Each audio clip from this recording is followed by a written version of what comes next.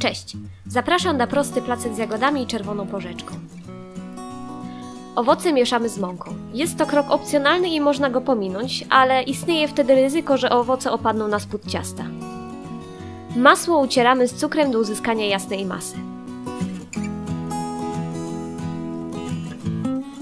Dodajemy skórkę cytrynową i mieszamy. Następnie po kolei dodajemy po jajku i cały czas mieszamy. Masa może się rozwarstwić, ale proszę się tym nie martwić.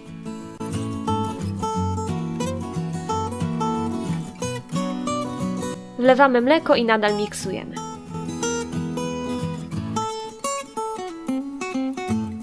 Następnie dodajemy mąkę z proszkiem na niskich obrotach miksera. Ciasto przekładamy do tortownicy.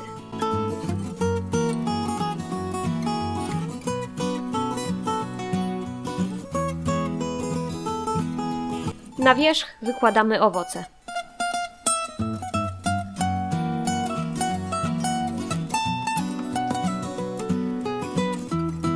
Pieczemy w 170 stopniach przez około 50 minut.